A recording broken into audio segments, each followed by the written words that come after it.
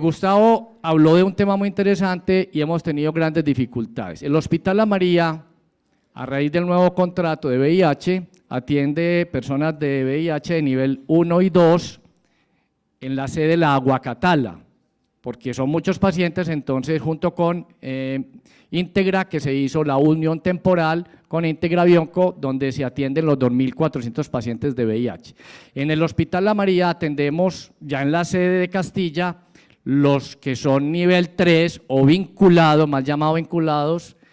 Entonces, ¿para dónde viene este tema y gran importante? Cada vez la problemática de nuestros vecinos venezolanos se hace más evidente en todas las instituciones, no solamente con ellos, sino también con las personas que se diagnostican con VIH, que no tenían ningún aseguramiento, y si son de nivel 3 y demás, se vienen a dar cuenta que el sistema existe y que necesita que les ayuden, y se dan cuenta que la plata no les alcanza, y están bien enfermos. Entonces viene el corre-corre de quién me atiende, que me den rápido el medicamento y que me voy a morir. Eso es el día a día de las IPS, el día a día de las EPS y el día a día de todas las personas que trabajamos en este tema. Entonces, vamos a ver si nos da lucecitas de cómo hacer un buen aseguramiento, cómo redireccionar a estas personas.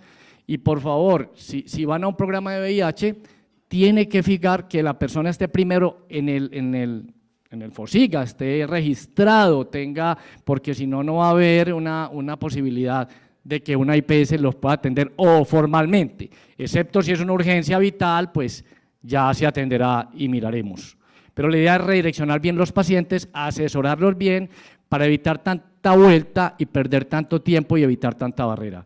Entonces, Gustavo Campillo nos acompaña entonces con el tema cómo acceder al aseguramiento en salud en enfermedades de alto costo, énfasis en estas.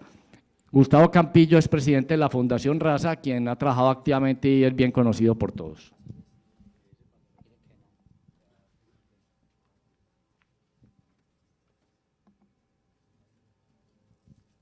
Bueno, muchas gracias, buenos días, gracias doctor Juan Rodrigo, gracias al Hospital La María por la invitación. Realmente el énfasis no lo voy a hacer con los venezolanos porque el énfasis del aseguramiento no está planteado para migrantes, pero obviamente vamos a tocar el tema de cómo asegurar migrantes, población migrante. Muchas gracias, ya me hicieron la presentación. Voy a entrar, esta es la propuesta que les tengo, un poco como de los antecedentes para que podamos entender claramente cómo funciona el sistema de seguridad social, cuáles son las garantías y las formas de aseguramiento, el tema de la movilidad, que creo que es un tema que no hemos utilizado de manera adecuada y de manera ágil dentro del sistema, el traslado de aseguradores y los mecanismos de pago del aseguramiento, que creo que es ahí donde está el quid de lo que acaba de plantear el doctor Juan Rodrigo, porque al final de cuentas, cada uno de los actores que están interviniendo en la atención de los pacientes, lo primero que piensa, y con todo el derecho, no sé si sea lo primordial, pero sí es lo primero que piensa, es a mí que me va a pagar, ¿cierto? Entonces, tal vez ese es el punto crucial del asunto. Entonces, entremos en materia. Antecedentes. Nosotros antes del Sistema General de Seguridad Social que conocemos hoy en día, teníamos un sistema que era, digamos, bilateral o dividido en dos estructuras. El primero de ello era la salud pública. La salud pública, pues la memoria que tenemos es aquella salud de caridad que se atendía en los hospitales de manera gratuita como para los pobres y era lo que pudiera alcanzar a atenderse, había un énfasis en la protección de las gestantes, etcétera, pero era una cosa como muy de recursos públicos y de alcance limitadísimo para la población en general. La cobertura y el aseguramiento era muy baja, solamente eran las personas empleadas y estaban afiliadas al Seguro Social. Entonces teníamos la salud pública y la seguridad social. La seguridad social, pues obviamente era todos recursos de naturaleza privada, el micrófono, de naturaleza privada, y esa naturaleza privada tenía origen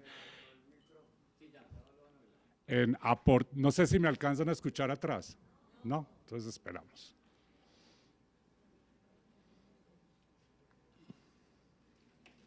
Si no, no hubieran contestado. O sea. El recurso obrero patronal, sí, contestaron de adelante.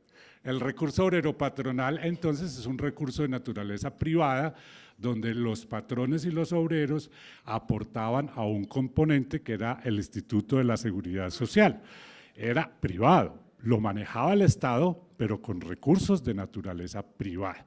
Un día el Estado dice, a partir de la Constitución de 1991, esto es una brecha de inequidad, nosotros no podemos seguir en estas condiciones y tenemos que garantizar la seguridad social para toda la población, en términos de salud, con coberturas universales, desde la naturaleza de un derecho progresivo de esencia social, no era un derecho fundamental en su momento, a exclusión para los niños siempre tuvieron o han tenido la salud como un derecho fundamental.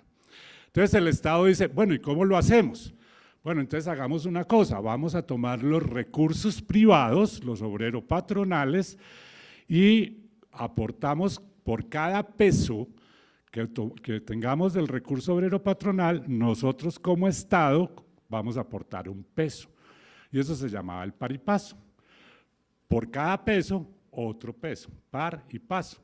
El Estado entonces debería dar, para garantizar la seguridad social de la población no trabajadora, o sea, lo que llamamos los subsidios, un peso adicional a cada peso que se obtuviera de la contribución.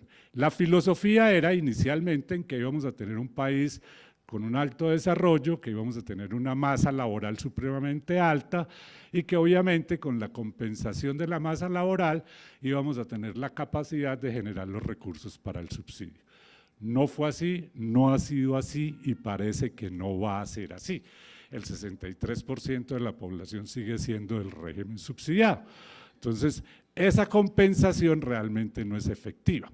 Pero además de todo eso, pues que aparece ya con la ley 100, nos creamos otra estructura que es la ley 1751, que es ni nada más ni nada menos que el reconocimiento legislativo del derecho a la salud como derecho fundamental. O sea, que pasamos un derecho de naturaleza social, de rango social de tercera generación, a rango fundamental de primera generación.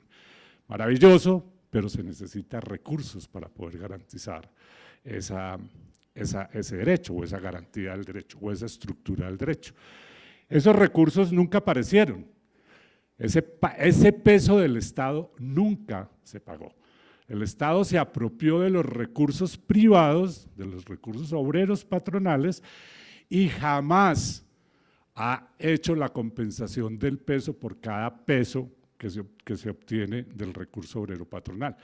A 2008, que fue la última, digamos, informe que hizo la Contraloría General de la Nación, la Procuraduría General de la Nación, perdón, a 2008, el Estado le debía por el concepto de par y paso al sistema 6 billones de pesos.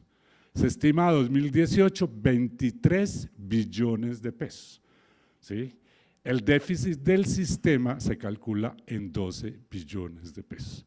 Entonces yo creo que para hablar de aseguramiento tenemos que hablar de capacidad financiera del aseguramiento y ahí vienen pues entonces los primeros enredos y los primeros líos que tenemos. Nos apropiamos de un sistema privado, lo volvimos público, pero no lo financiamos. Ahí tenemos ya una de las grandes dificultades, ¿cierto?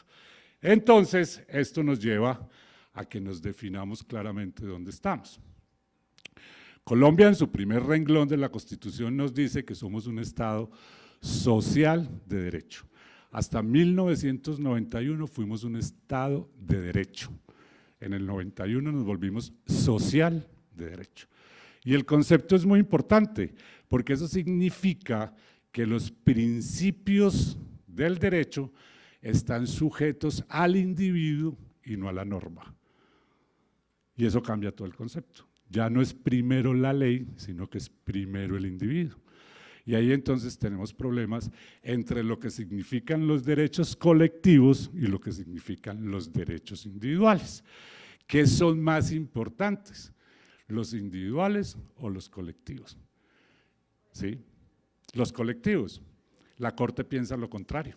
La Corte Constitucional establece que los derechos fundamentales individuales priman sobre cualquier otro tipo de derecho. Lo vamos a ver un poco más adelante. Entonces, en esa dicotomía empiezan las tensiones de las exigencias del sistema. ¿Y cuáles son esas exigencias del sistema? Pues lo primero es que en la Constitución Nacional se nos dice que es un derecho de carácter público o es un servicio de carácter público obligatorio que se nos garantiza a todos los habitantes ese derecho de manera irrenunciable, pero que la cobertura se ampliará de manera progresiva. Era un derecho social, en ese momento era un derecho social. Esa cobertura de manera progresiva significa en la medida en que haya capacidad financiera para hacerlo. Listo. Sin embargo, nosotros nos adelantamos en el tiempo y dijimos, en 1993, dijimos, un momentico, sí es progresiva, pero es universal. ¿A quién metemos entonces de primero? A todos. Si es universal, es a todos. Y empezó la demanda del acceso, y eso es lo que nosotros llamamos el aseguramiento. En la Constitución Nacional, en el artículo 49, entonces se nos dice que la salud, ya no la seguridad social en general, sino específicamente la salud y el saneamiento ambiental son servicios públicos a cargo del Estado. Entonces, quien asegura no son las EPS, no son las administradoras de planes de beneficios. Quien asegura es el Estado. El que paga la prima de aseguramiento, que conocemos como unidad de pago por capitación, la UPC, es el Estado. Y el Estado no es el gobierno, el Estado es usted y yo. A través de recursos, de tributos, de impuestos, retenciones, etcétera, hacemos los aportes para que como Estado hagamos el aseguramiento. Se garantiza a todas las personas el acceso a los servicios de promoción, protección y recuperación de la salud. Ya la ley estatutaria lo amplió y lo puso también en la readaptación y la rehabilitación. ¿Listo? Entonces, tuvimos esa dicotomía o esa situación tan compleja de qué tenemos derecho, a qué tenemos derecho en esa póliza de aseguramiento, en esa cobertura con esa prima que se paga a través de la UPC. Y la Corte Constitucional, en manera anticipada al marco legislativo, porque una cosa es la jurisprudencia y otra cosa es la ley, la Corte toda la vida ha sido supremamente progresiva y de manera anticipada en el año 2008 hizo un hito que partió en dos, la historia del sistema de seguridad social en salud, y es la famosa sentencia T760 del año 2008. Esa sentencia, muy divertida de leer, de 476 páginas, más las referencias de otras sentencias como subíndices, muy divertida de leer, habla de lo divino y lo humano en el sistema de salud, de lo divino y lo humano, el pago del transporte, el pago de alimentación y hospedaje para acompañantes del paciente cuando debe trasladarse de su ciudad de residencia a la ciudad donde le puedan prestar los servicios, el acceso a los servicios no contenidos en el plan de beneficios, la consulta por médico particular en virtud de que no hay oportunidad en la atención en la aseguradora, etcétera, etcétera. Habla de lo divino y de lo humano del sistema de salud. Eso llevó a que el Estado considerara que era imposible garantizar ese derecho con los recursos que teníamos. Y aparece una figura que creo que a todos ya se nos ha ido desdibujando y se nos ha ido olvidando, la famosa emergencia social. La emergencia social en salud en su momento determinaba cosas tales como que si el servicio requerido, la tecnología en salud requerida, no se encontraba en el plan de beneficio, usted tenía que recurrir a sus cesantías para pagar los servicios, para pagar la tecnología. Eso hace apenas 6 años y parece que eso ya se nos olvidó. Y que el médico tratante que prescribiera tecnologías excluidas del plan de beneficio era sancionado con multas entre 10 y 25 salarios mínimos legales mensuales, que para su momento eran entre 6 y 18 millones de pesos, por cada tecnología que prescribiera que estuviera por fuera del plan de beneficios. Salimos a marchar en las calles con las universidades, los pacientes, y logramos tumbar la famosa emergencia social, de la cual no quedó sino la ley de financiamiento, el decreto de financiamiento de impuestos al tabaco, al alcohol y a los juegos de azar. Bueno, en esa sentencia, la Corte Constitucional define claramente la magnitud y el alcance del derecho. Y dice que es un derecho de naturaleza fundamental para todos y que se garantizan el acceso a los servicios de salud que se requiera, y especialmente el de las poblaciones con protecciones constitucionales. Y aquí entonces empiezo a meter variables. Poblaciones constitucionalmente protegidas, madres, migrantes, indígenas, raizales, afrodescendientes, fuerzas militares, etcétera, etcétera. Entonces hay unos grupos específicos que la Corte o que la Constitución ha definido como poblaciones especialmente protegidas. En el caso de los migrantes, que no son solamente los venezolanos, nosotros no nos puede olvidar, y oyendo la presentación del doctor, no se nos puede olvidar la migración africana que hay por el Urabá antioqueño, que es altísima, ¿sí? Altísima. No solamente tenemos migración venezolana, ¿sí? Esa población es población constitucionalmente protegida, porque es protegida por tratados internacionales que ha firmado Colombia y que ha ratificado ante el Congreso, que esos tratados son de rango superior a la Constitución misma. Y ahí entonces es donde uno parte para garantizar la ruta de acceso de esas poblaciones migrantes, no con la norma colombiana, porque la norma colombiana es para los habitantes residentes o nacionales de Colombia, no para los migrantes. Si el migrante es migrante regular, es decir, viene con el permiso especial de permanencia y eso le da lugar a poder trabajar, pues se incluirá en el sistema bajo la figura del contributivo o se incluirá en el sistema bajo la figura del subsidiado, dependiendo de. Si es irregular, se incluirá en el sistema a través del marco de los derechos humanos, o sea, rangos de normas de rango superior.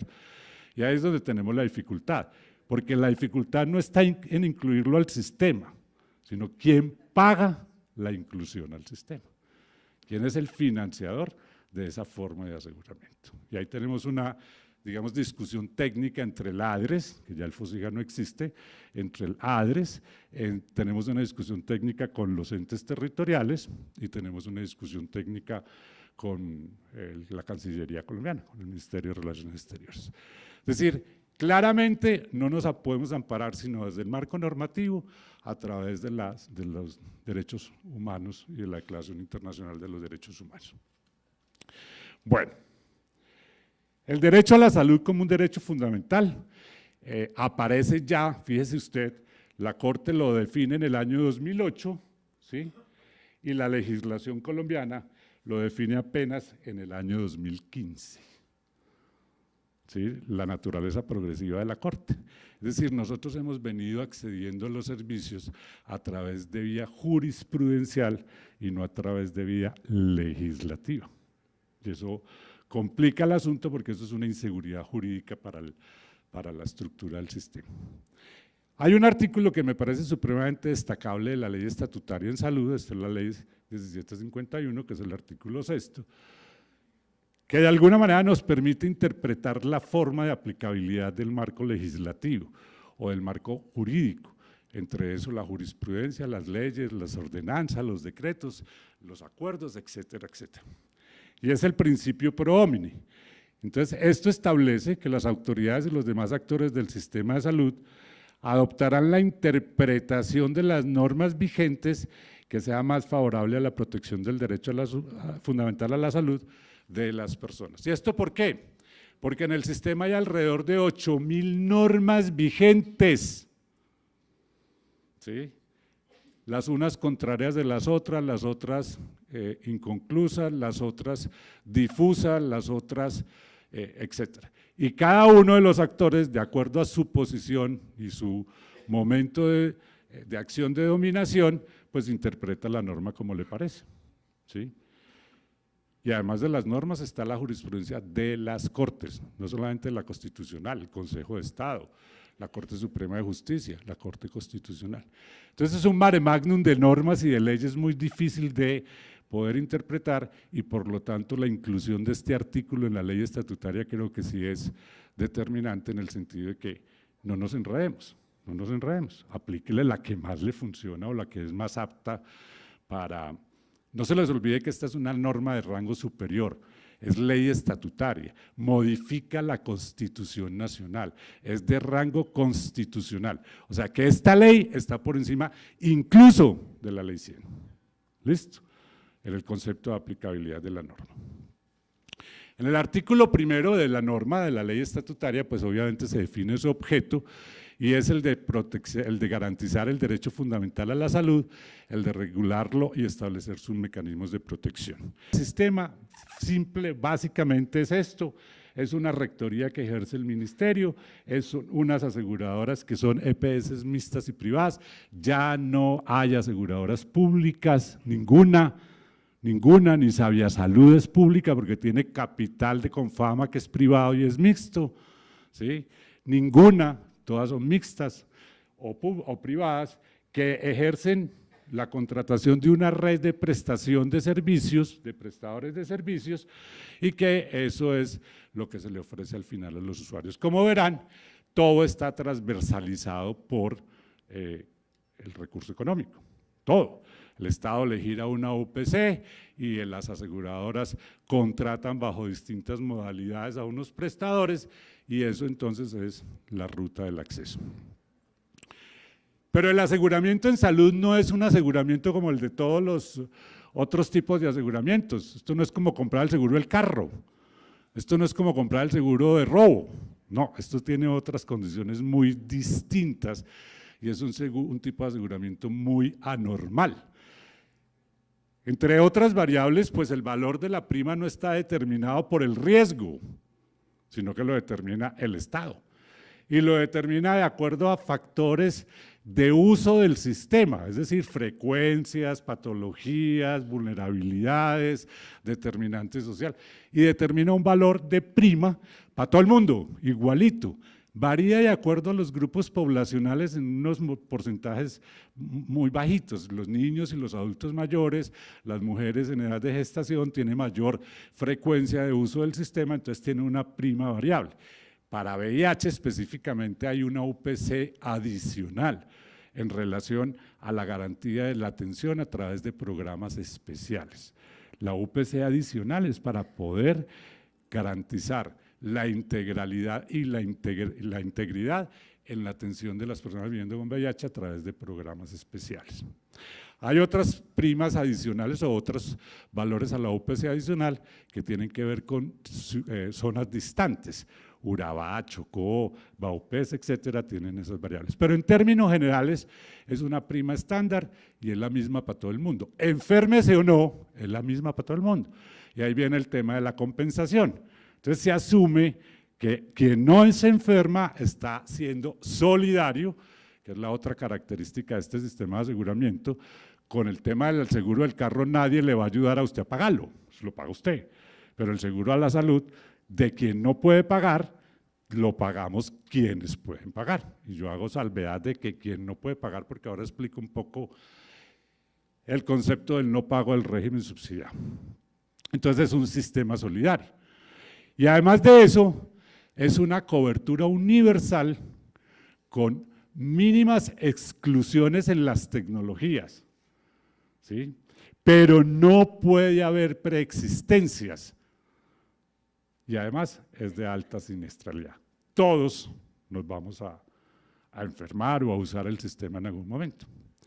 Cuando hacía referencia de la solidaridad, es un concepto que quiero dejar muy claro porque hemos tenido la concepción de que el régimen subsidiado es, digamos, de alguna manera, o los individuos del régimen subsidiado son de alguna manera beneficiarios pasivos del sistema. Y eso no es cierto. Yo siempre pongo el ejemplo de si yo fuese un obrero de construcción, el ejemplo es inadecuado porque debería estar en el régimen contributivo, pero todos sabemos que eso no es cierto. Las señoras del servicio doméstico, los jardineros, el obrero de construcción, pues son del régimen subsidiado, no nos digamos mentiras. Por alguna cosa de movilidad económica, antes de que hagan la primera palada del lote donde va a hacer la construcción, ponen un caspete de Postobón, de Coca-Cola, pegado del poste de la esquina del frente, y ahí le venden empanada, café, papa rellena, aguardiente, cigarrillo y chance, cerveza. Yo salgo todos los viernes y me compro una caja de cervezas, una caja, muy juicioso. Cada cerveza vale 2.000 pesos, por poner un número redondo. De esos 2.000 pesos, el 45% son destinación de impuestos, son destinación directa para la salud. O sea, 900 pesos. Por 30 botellas que trae una caja son 27.000. Por 4 viernes que traen casi todos los meses, algunos traen 5, estamos hablando de 110 y pico de mil pesos. ¿Cuánto se paga de aporte el primer nivel de ingresos laborales? 67.800. Y yo estoy pagando 117 y pico. Y me han hecho creer que eso es regalado y que por lo tanto no soy sujeto del derecho. A nadie se le regala el derecho a la salud. Todos lo pagamos. Unos por doble fuente de financiación, retención de los ingresos laborales y los tributos, y otros por tributos, pero a nadie le estamos regalando nada, ¿sí? Y esa es una concepción que tenemos que empezar a ayudar a cambiar, porque eso nos ayuda también a tener grado de responsabilidad en el asunto. ¿Cómo funciona entonces el aseguramiento en Colombia? Hay varios tipos, digamos, de seguridad en salud. Hay unos planes de salud prepagadas, hay unas administradoras de planes de beneficios, que hemos conocido siempre como EPS, y hay unas compañías de seguros privadas. Los planes de salud prepagados, pues lo que son es planes voluntarios, al igual que los otros tipos de planes como seguros de vida, etcétera, etcétera. Y las EPS y las compañías de seguros ofrecen un tipo de seguridad social que es obligatoria, que es el famoso plan de atención en salud, que ya no es plan obligatorio de salud, y yo lo puse así para que tuviéramos tener comprensión, pero una cosa es el plan de atención y otra cosa es el plan obligatorio de salud. Con la ley estatutaria se modificó el concepto del plan obligatorio de salud. Ahora, dando cumplimiento a la sentencia T760, tenemos derecho a todo lo que se requiera, ¿cierto? Con unas exclusiones, que sea suntuario cosmético, que no se preste en el país, etcétera, etcétera. Sin embargo, la Corte de esas exclusiones dijo, siempre y cuando no se ponga en riesgo la vida de la persona. O sea, esas exclusiones son exequibles, son legales, siempre y cuando no se ponga en riesgo la vida de la persona. ¿Listo? Porque es un Estado social de derecho. En virtud de eso, nosotros entonces ya no tenemos un plan obligatorio de salud, tenemos un plan de atención en salud, que lo contiene todo. Una parte está financiado con esa prima del aseguramiento, que es la UPC, y otra parte está sin financiación de esa prima de aseguramiento. Pero usted tiene derecho a acceder a todo lo que necesite, a todo lo que necesite, ¿sí? ¿Cómo se paga? Ese es otro rollo completamente diferente. Entonces, en términos generales, las EPS ofrecen o planes de atención complementarios o ofrecen el servicio pues, del plan de atención en salud, bien sea el régimen contributivo subsidiado, y las compañías privadas de seguros ofrecen las pólizas o la cobertura del régimen laboral y de las de accidentes de tránsito. Estas son obligatorias, pero esta es privada. Y hago la salvedad porque muchas personas dicen, es que tengo una condición de salud preexistente, pero voy a tomar un plan adicional de salud, un plan complementario. Eso es exactamente igual a una póliza de medicina prepagada, exactamente igual. O sea, tiene los mismos criterios de exclusión. Perdón. ¿Cuál es el concepto de movilidad? Y yo aquí quiero detenerme 2 minutos, ya vamos terminando porque creo que es supremamente importante. La movilidad consiste en permitir a los afiliados continuar inscritos a la misma EPS. Y lo dejo así de escueto porque es que esa es la esencia. Antes una persona del régimen contributivo del nivel 1 o 2 de la estratificación del Sisbén perdía su trabajo y terminaba su tratamiento enredado en la mitad de quién le toca, cómo le toca, para dónde me voy, no me reciben en el régimen subsidiado, no tengo encuesta del Sisbén, se demoran 6 meses en venir a encuestarme, el puntaje me salió muy alto y tratamientos interrumpidos, no solamente VIH, renales, cáncer, etcétera, es decir, todas estas patologías complejas.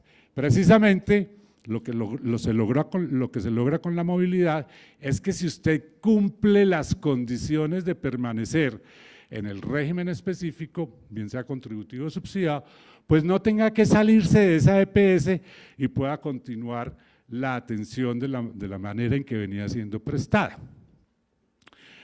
Aquí voy a tirar 2 de mis dardos usuales.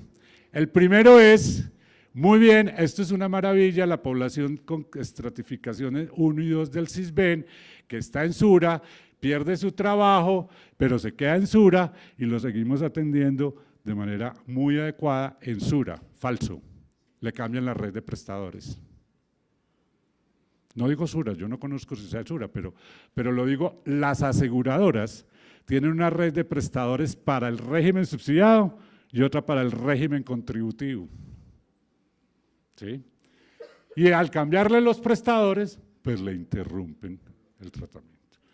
Entonces la movilidad funciona si usted conserva las mismas garantías, si no, no funciona. Y a eso hay que ponerle cuidado, porque la esencia de la movilidad era precisamente evitar la interrupción de los tratamientos de personas que venían siendo tratadas. El traslado entre administradoras de planes de beneficios, entre EPS.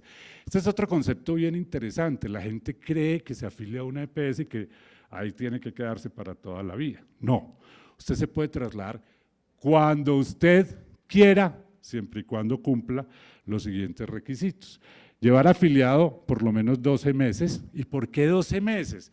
Porque es que la UPC se calcula con pago prospectivo, es decir, a esa aseguradora el ADRES ya le ha financiado los 12 meses de UPC y si usted se pasa para otra, pues entonces vamos a pagar 2 veces o el enredo de cómo se le traslada los recursos a la otra, etcétera. Entonces, 12 meses de permanencia y cuando cumplan los 12 meses usted se puede trasladar.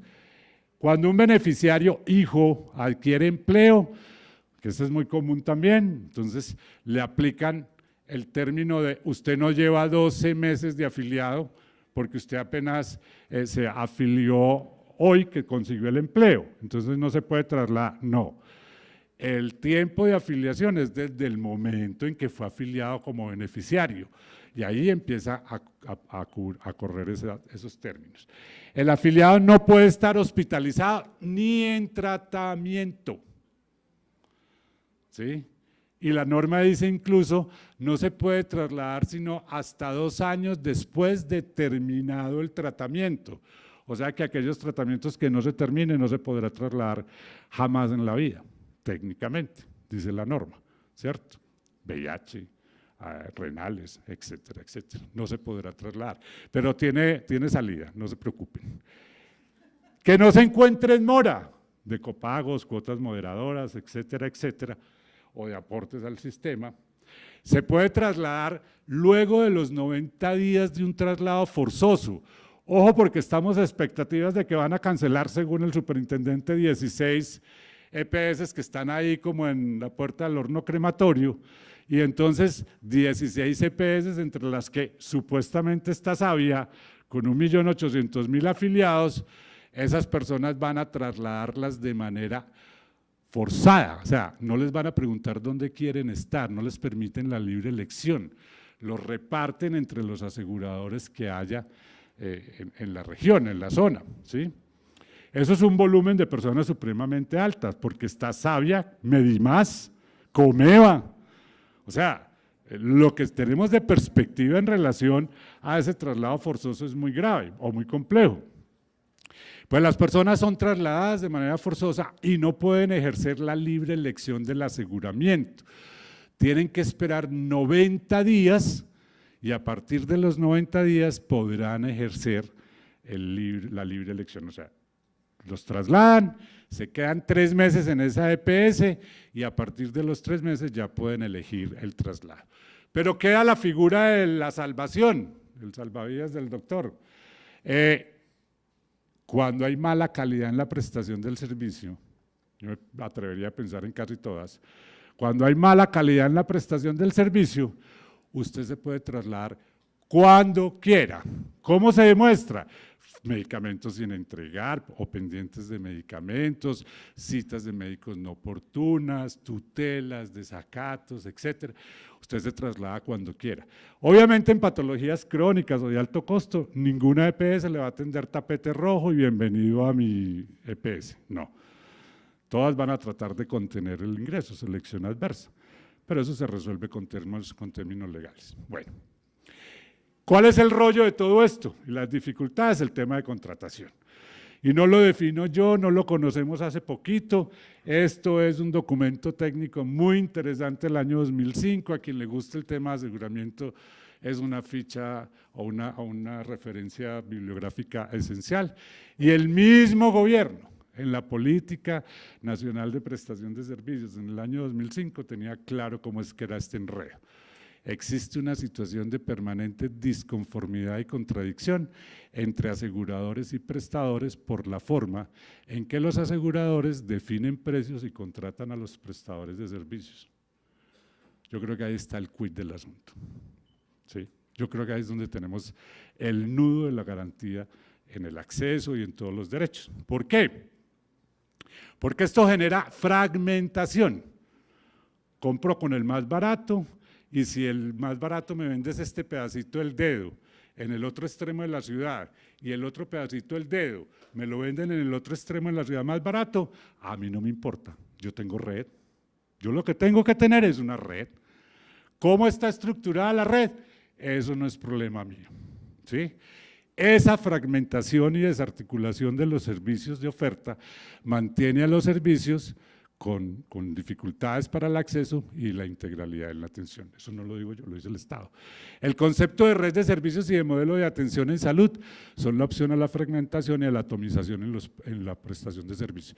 Y ahora tenemos una figura nueva de modelos de contratación, el famoso PGP, Pago Global Prospectivo, donde a las IPS les está entregando el asegurador un recurso de acuerdo a un dato historial epidemiológico de frecuencias de uso, etcétera, etcétera, anticipado, y los prestadores están muy contentos porque tienen flujo de caja, pero flujo de caja, y lo digo con todo el conocimiento de causa, para pagar empleados, servicios públicos, deudas, etcétera, y a la hora de prestar el servicio contratado no hay recursos. ¿Sí? Estamos teniendo graves dificultades con el modelo de contratación por PGP. Bueno, termino con 2 sentencias para que identifiquemos entonces lo que es el derecho a la salud en Colombia. Esta es una sentencia de sala plena, es el más alto rango de sentencias de la Corte Constitucional. Se anteceden con la letra C, que significa sentencia de constitucionalidad, y es la sentencia C800 del año 2003, donde en virtud de la garantía y el goce del derecho, la Corte Constitucional dice: en ningún caso se podrá interrumpir el servicio de salud específico que se venía prestando cuando de él dependa la vida o la integridad de la persona, hasta tanto la amenaza cese u otra entidad asuma el servicio. Entonces, con una sentencia de estas, el concepto de aseguramiento no tiene que ver con pólizas de UPC, sino con garantías de derecho. Y eso tiene que ver para colombianos y para migrantes, ¿cierto? Y para terminar, es una sentencia del año 98, la sentencia T328, donde la Corte Constitucional nos dimensiona si es primero el derecho individual o primero el derecho colectivo. Y la Corte dice: no cabe duda de que los derechos fundamentales de las personas priman sobre cualquier otro tipo de derecho. Y cuando el conflicto anteriormente descrito se presenta, todo esto de acceso, de oportunidad, etcétera, esta corporación, la Corte, ha sido clara y enfática en la decisión de proteger esos derechos, inaplicando para el caso concreto la legislación y ordenando la prestación de los servicios excluidos, pues ni siquiera la ley puede permitir el desconocimiento de los derechos personalísimos del individuo, y cuando sobre pretexto del cumplimiento de la ley se atenta contra esos derechos, no solo es posible inaplicar la ley, sino que es un deber hacerlo. Ese es el país en el que vivimos. Muchas gracias.